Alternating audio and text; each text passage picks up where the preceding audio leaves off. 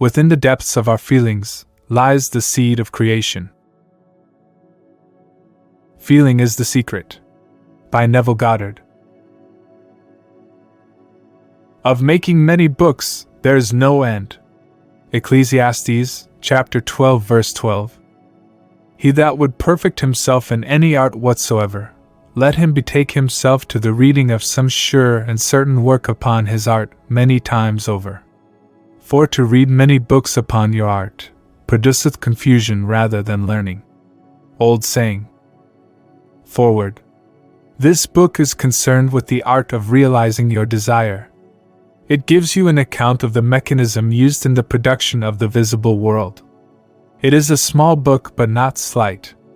There is a treasure in it, a clearly defined road to the realization of your dreams. Were it possible to carry conviction to another by means of reasoned arguments and detailed instances, this book would be many times its size.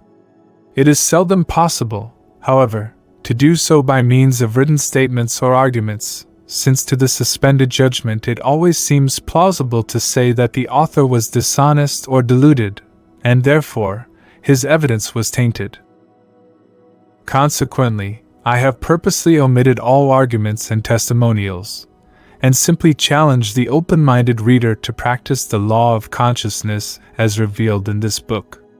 Personal success will prove far more convincing than all the books that could be written on the subject. Neville. Chapter 1. Law and its Operation. The world, and all within it, is man's conditioned consciousness objectified. Consciousness is the cause as well as the substance of the entire world. So it is to consciousness that we must turn, if we would discover the secret of creation. Knowledge of the law of consciousness and the method of operating this law will enable you to accomplish all you desire in life. Armed with a working knowledge of this law, you can build and maintain an ideal world. Consciousness is the one and only reality, not figuratively but actually. This reality may, for the sake of clarity, be likened unto a stream which is divided into two parts, the conscious and the subconscious. In order to intelligently operate the law of consciousness, it is necessary to understand the relationship between the conscious and the subconscious. The conscious is personal and selective. The subconscious is impersonal and non-selective. The conscious is the realm of effect. The subconscious is the realm of cause. These two aspects are the male and female divisions of consciousness. The conscious is male. The subconscious is female. The conscious generates ideas and impresses these ideas on the subconscious. The subconscious receives ideas and gives form and expression to them. By this law, first conceiving an idea and then impressing the idea conceived on the subconscious, all things evolve out of consciousness, and without this sequence, there is not anything made that is made. The conscious impresses the subconscious, while the subconscious expresses all that is impressed upon it. The subconscious does not originate ideas but accepts as true those which the conscious mind feels to be true, and in a way known only to itself, objectifies the accepted ideas. Therefore, through his power to imagine and feel, and his freedom to choose the idea he will entertain, man has control over creation. Control of the subconscious is accomplished through control of your ideas and feelings. The mechanism of creation is hidden in the very depth of the subconscious, the female aspect or womb of creation. The subconscious transcends reason and is independent of induction. It contemplates a feeling as a fact existing within itself, and on this assumption proceeds to give expression to it. The creative process begins with an idea and its cycle runs its course as a feeling, and ends in a volition to act. Ideas are impressed on the subconscious through the medium of feeling. No idea can be impressed on the subconscious until it is felt, but once felt, be it good, bad or indifferent, it must be expressed. Feeling is the one and only medium through which ideas are conveyed to the subconscious. Therefore, The man who does not control his feeling may easily impress the subconscious with undesirable states. By control of feeling is not meant restraint or suppression of your feeling, but rather the disciplining of self, to imagine and entertain only such feeling as contributes to your happiness. Control of your feeling is all important to a full and happy life. Never entertain an undesirable feeling, nor think sympathetically about wrong in any shape or form. Do not dwell on the imperfection of yourself or others. To do so is to impress the subconscious with these limitations. What you do not want done unto you, do not feel that it is done unto you or another. This is the whole law of a full and happy life. Everything else is commentary. Every feeling makes a subconscious impression, and unless it is counteracted by a more powerful feeling of an opposite nature, must be expressed. The dominant of two feelings is the one expressed. I am healthy is a stronger feeling than I will be healthy. To feel I will be is to confess I am not. I am is stronger than I am not. What you feel you are always dominates what you feel you would like to be. Therefore, to be realized, the wish must be felt as a state that is, rather than a state that is not. Sensation precedes manifestation and is the foundation upon which all manifestation rests. Be careful of your moods and feelings, for there is an unbroken connection between your feelings and your visible world. Your body is an emotional filter and bears the unmistakable marks of your prevalent emotions. Emotional disturbances, especially suppressed emotions, are the causes of all disease. To feel intensely about a wrong, without voicing or expressing that feeling, is the beginning of disease. Disease, in both body and environment. Do not entertain the feeling of regret or failure for frustration, or detachment from your objective results in disease. Think feelingly only of the state you desire to realize. Feeling the reality of the state sought and living and acting on that conviction is the way of all seeming miracles. All changes of expression are brought about through a change of feeling. A change of feeling is a change of destiny. All creation occurs in the domain of the subconscious. What you must acquire, then, is a reflective control of the operation of the subconscious, that is, control of your ideas and feelings. Chance or accident is not responsible for the things that happen to you, nor is predestined fate the author of your fortune or misfortune.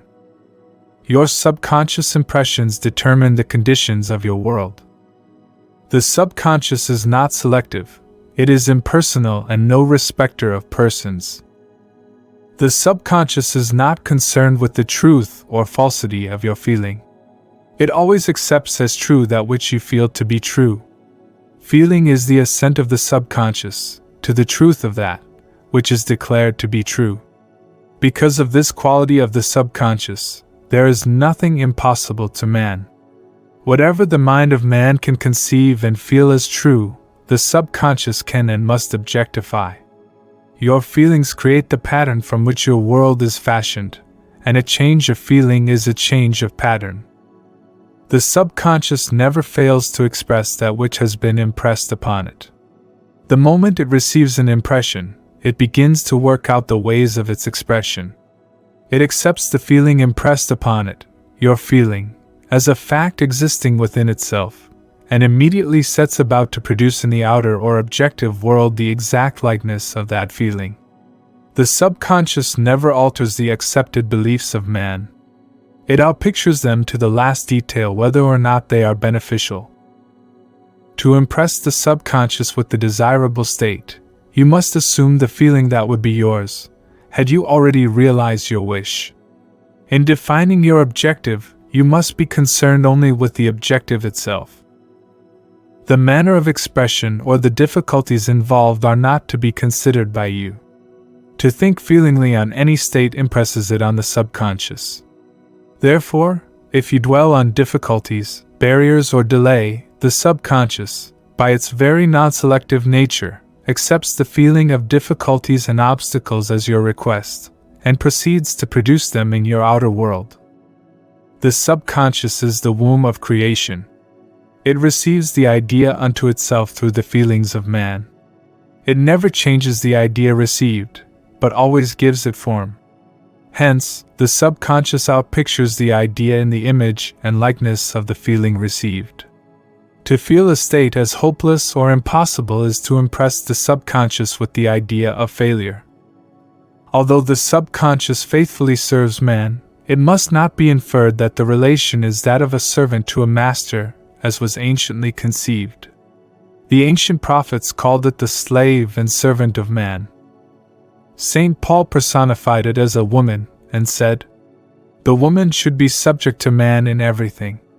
The subconscious does serve man, and faithfully gives form to his feelings. However, the subconscious has a distinct distaste for compulsion, and responds to persuasion rather than to command. Consequently, it resembles the beloved wife more than the servant. The husband is head of the wife. Ephesians chapter 5. May not be true of man and woman in their earthly relationship, but it is true of the conscious and the subconscious, or the male and female aspects of consciousness. The mystery to which Paul referred when he wrote, "This is a great mystery. He that loveth his wife, loveth himself, and they two shall be one flesh," is simply the mystery of consciousness. Consciousness is really one and undivided, but for creation's sake, it appears to be divided into two. The conscious, objective, or male aspect truly is the head, and dominates the subconscious, subjective, or female aspect. However, this leadership is not that of the tyrant, but of the lover. So, by assuming the feeling that would be yours were you already in possession of your objective, the subconscious is moved to build the exact likeness of your assumption. Your desires are not subconsciously accepted until you assume the feeling of their reality. For only through feeling is an idea subconsciously accepted, and only through this subconscious acceptance is it ever expressed. It is easier to ascribe your feeling to events in the world than to admit that the conditions of the world reflect your feeling. However, it is eternally true that the outside mirrors the inside. As within, so without. A man can receive nothing unless it is given him from heaven, and the kingdom of heaven is within you. Nothing comes from without, all things come from within, from the subconscious. It is impossible for you to see other than the contents of your consciousness. Your world, in its every detail, is your consciousness objectified. Objective states bear witness of subconscious impressions. A change of impression results in a change of expression. The subconscious accepts as true that which you feel as true, and because creation is the result of subconscious impressions, you, by your feeling, determine creation. You are already that which you want to be, and your refusal to believe this is the only reason you do not see it. To seek on the outside for that which you do not feel you are, is to seek in vain, for we never find that which we want, we find only that which we are. In short, you express and have only that which you are conscious of being or possessing. To him that hath it is given. Denying the evidence of the senses, and appropriating the feeling of the wish fulfilled, is the way to the realization of your desire. Mastery of self-control of your thoughts and feelings is your highest achievement. However, until perfect self-control is attained, so that, in spite of appearances, you feel all that you want to feel, use sleep and prayer to aid you in realizing your desired states. These are the two gateways into the subconscious. Chapter 2. Sleep. Sleep, the life that occupies 1/3 of our stay on earth, is the natural door into the subconscious. So, it is with sleep that we are now concerned. The conscious 2/3 of our life on earth is measured by the degree of attention we give sleep. Our understanding of and delight in what sleep has to bestow will cause us, night after night, to set out for it as though we were keeping an appointment with a lover. In a dream, in a vision of the night, when deep sleep falleth upon men, and slumbering upon the bed, then he openeth the ears of men and sealeth their instruction. Job chapter 33. It is in sleep and in prayer, a state akin to sleep, that man enters the subconscious to make his impressions and receive his instructions. In these states, the conscious and subconscious are creatively joined. The male and female become one flesh. Sleep is the time when the male, or conscious mind, turns from the world of sense to seek its lover or subconscious self. The subconscious, unlike the woman of the world who marries her husband to change him, has no desire to change the conscious, waking state, but loves it as it is and faithfully reproduces its likeness in the outer world of form. The conditions and events of your life are your children formed from the molds of your subconscious impressions in sleep. They are made in the image and likeness of your innermost feeling, that they may reveal you to yourself. As in heaven, so on earth. As in the subconscious, so on earth. Whatever you have in consciousness as you go to sleep is the measure of your expression in the waking 2/3 of your life on earth. Nothing stops you from realizing your objective, save your failure to feel that you are already that which you wish to be, or that you are already in possession of the thing sought. Your subconscious gives form to your desires only when you feel your wish fulfilled.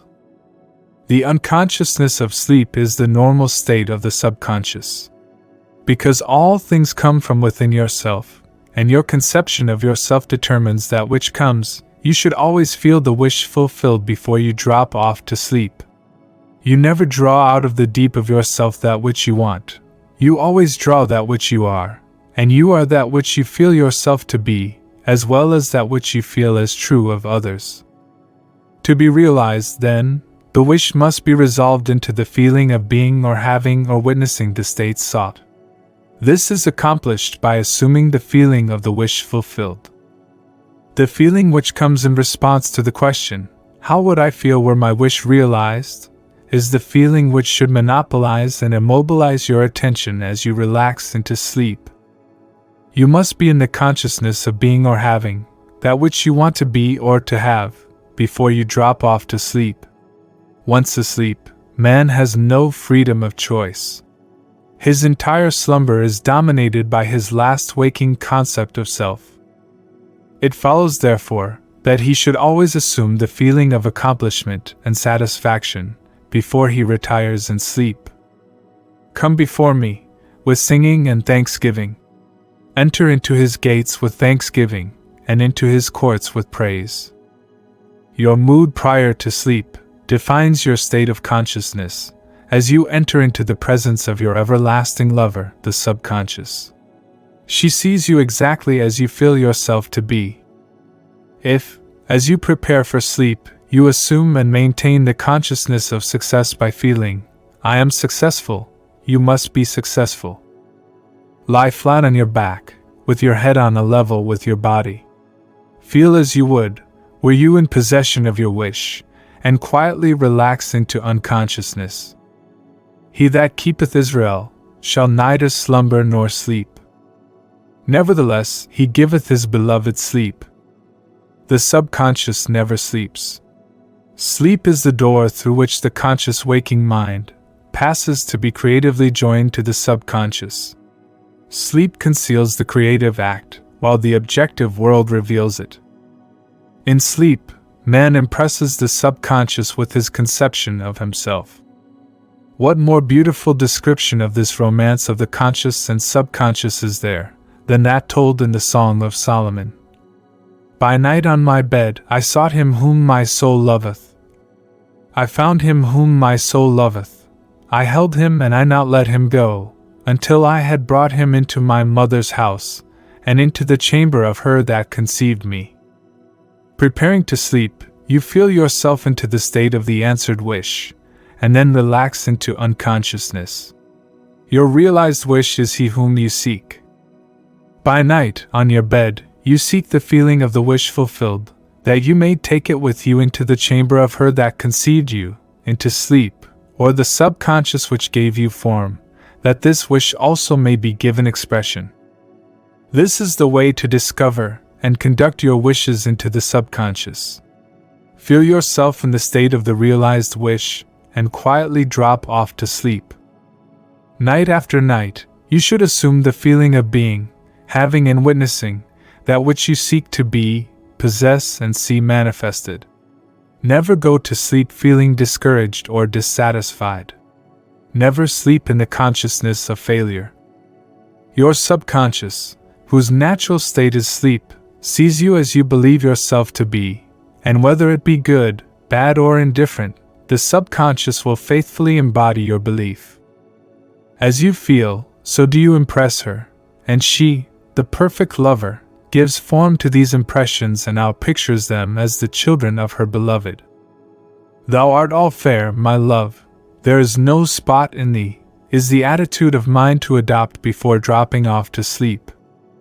Disregard appearances, and feel that things are as you wish them to be, for he calleth things that are not seen as though they were, and the unseen becomes seen.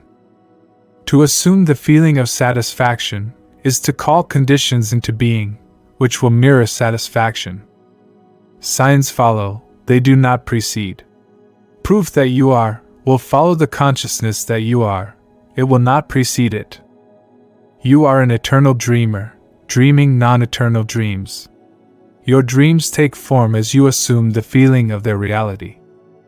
Do not limit yourself to the past. Knowing that nothing is impossible to consciousness, begin to imagine states beyond the experiences of the past. Whatever the mind of man can imagine, man can realize. All objective, visible states were first subjective, invisible states, and you called them into visible by assuming the feeling of their reality. The creative process is first imagining and then believing the state imagined. Always imagine and expect the best. The world cannot change until you change your conception of it. As within, so without. Nations, as well as people, are only what you believe them to be. No matter what the problem is, no matter where it is, no matter whom it concerns, you have no one to change but yourself, and you have neither opponent nor helper in bringing about the change within yourself. You have nothing to do but convince yourself of the truth, of that which you desire to see manifested. As soon as you succeed in convincing yourself of the reality of the state sought, results follow to confirm your fixed belief. You never suggest to another the state which you desire to see him express. Instead, you convince yourself that he is already that which you desire him to be. Realization of your wish is accomplished by assuming the feeling of the wish fulfilled. You cannot fail unless you fail to convince yourself of the reality of your wish. A change of belief is confirmed by a change of expression. Every night, as you drop off to sleep, feel satisfied and spotless, for your subjective lover always forms the objective world in the image and likeness of your conception of it, the conception defined by your feeling.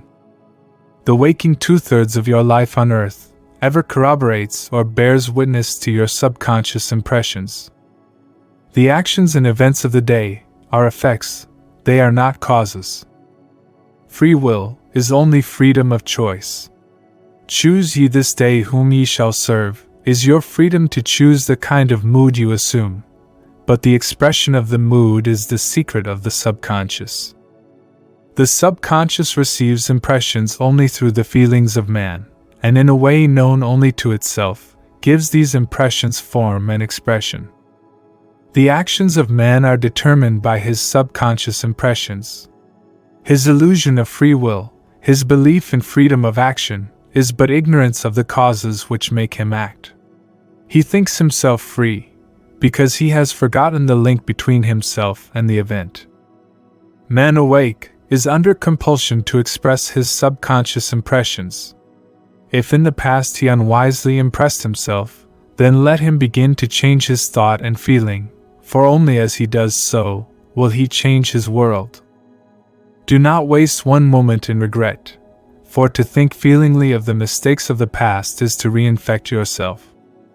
Let the dead bury the dead. turn from appearances and assume the feeling that would be yours, were you already the one you wish to be. Feeling a state produces that state. The part you play on the world stage is determined by your conception of yourself. By feeling your wish fulfilled and quietly relaxing into sleep, you cast yourself in a star role to be played on earth tomorrow, and while asleep, you are rehearsed and instructed in your part. The acceptance of the end automatically wills the means of realization.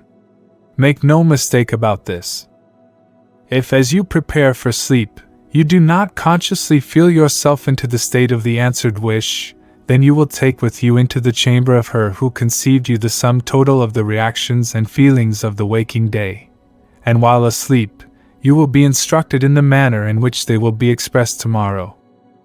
You will rise believing that you are a free agent, not realizing that every action and event of the day is predetermined by your concept of self as you fell asleep. Your only freedom, then, is your freedom of reaction.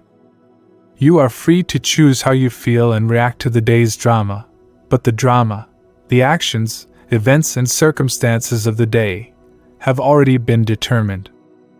Unless you consciously and purposely define the attitude of mind with which you go to sleep, you unconsciously go to sleep in the composite attitude of mind made up of all feelings and reactions of the day. Every reaction makes a subconscious impression, and unless counteracted by an opposite and more dominant feeling, is the cause of future action. Ideas enveloped in feeling are creative actions. Use your divine right wisely. Through your ability to think and feel, you have dominion over all creation. While you are awake, you are a gardener selecting seed for your garden, but, except a corn of wheat fall into the ground and die, it abideth alone, but if it die, it bringeth forth much fruit. Your conception of yourself, as you fall asleep, is the seed you drop into the ground of the subconscious. Dropping off to sleep, feeling satisfied and happy, compels conditions and events to appear in your world, which confirm these attitudes of mind. Sleep is the door into heaven. What you take in as a feeling, you bring out as a condition, action, or object in space. So, sleep in the feeling of the wish fulfilled. As in consciousness, so on earth. Chapter 3. Prayer. Prayer, like sleep, is also an entrance into the subconscious. When you pray, enter into your closet, and when you have shut your door, pray to your Father, which is in secret, and your Father, which is in secret, shall reward you openly. Prayer is an illusion of sleep, which diminishes the impression of the outer world, and renders the mind more receptive to suggestion from within. The mind in prayer is in a state of relaxation and receptivity, akin to the feeling attained just before dropping off to sleep. Prayer is not so much what you ask for, as how you prepare for its reception. Whatsoever things ye desire, when ye pray, believe that you have received them, and ye shall have them. The only condition required is that you believe that your prayers are already realized. Your prayer must be answered if you assume the feeling that would be yours, were you already in possession of your objective. The moment you accept the wish as an accomplished fact, the subconscious finds the means for its realization. To pray successfully, then, you must yield to the wish, that is, feel the wish fulfilled. The perfectly disciplined man is always in tune with the wish as an accomplished fact. He knows that consciousness is the one and only reality, that ideas and feelings are facts of consciousness, and are as real as objects in space. Therefore, he never entertains a feeling which does not contribute to his happiness, for feelings are the causes of the actions and circumstances of his life. On the other hand, the undisciplined man finds it difficult to believe that which is denied by the senses, and usually accepts or rejects solely on appearances of the senses. Because of this tendency to rely on the evidence of the senses, it is necessary to shut them out before starting to pray, before attempting to feel that which they deny. Whenever you are in the state of mind, I should like to, but I cannot. The harder you try, the the less you are able to yield to the wish.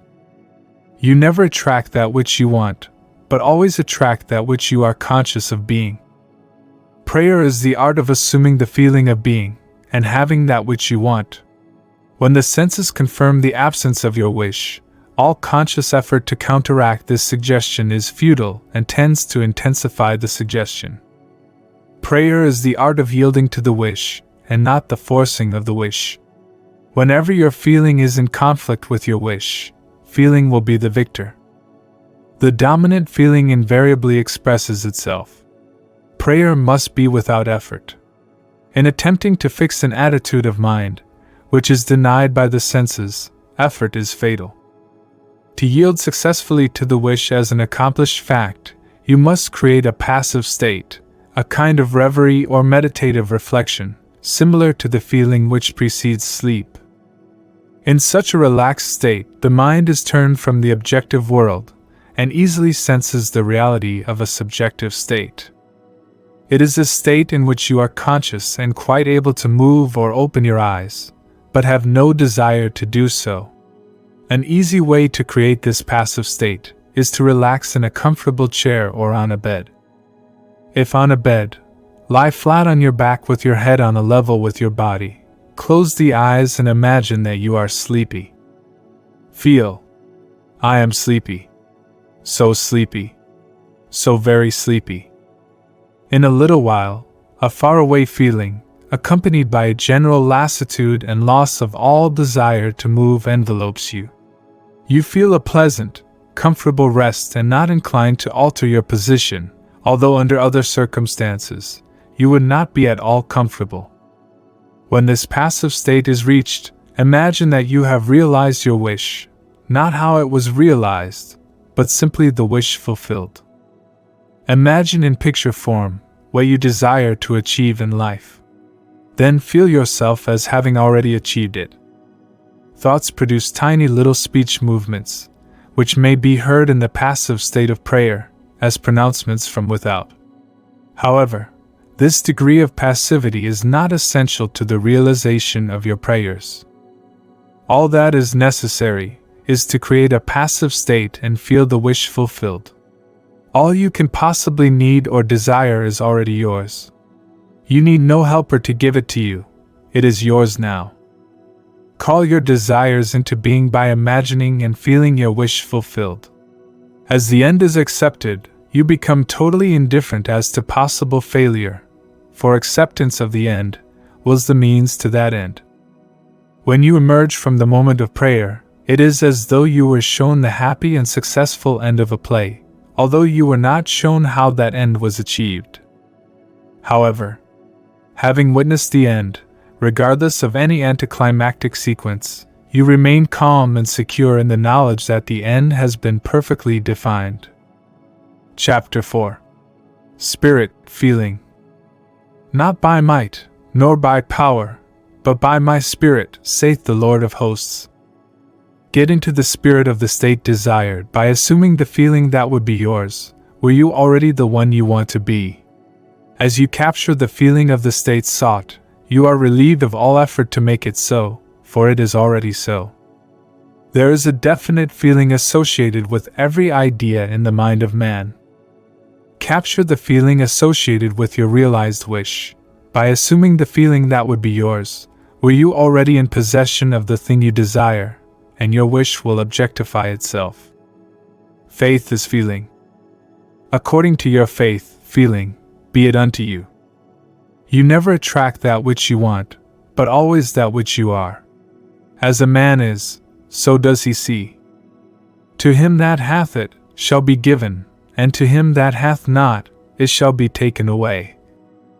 That which you feel yourself to be, you are, and you are given that which you are.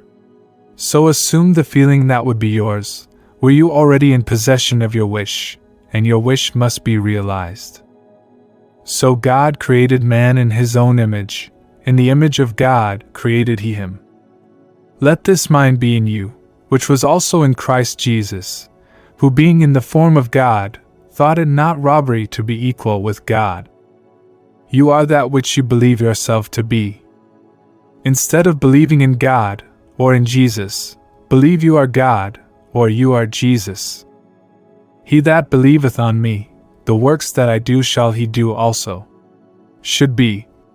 He that believes as I believe, the works that I do, shall he do also. Jesus found it not strange to do the works of God, because he believed himself to be God. I and my Father are one. It is natural to do the works of the one you believe yourself to be. So live in the feeling of being the one you want to be, and that you shall be. When a man believes in the value of the advice given him and applies it, he establishes within himself the reality of success.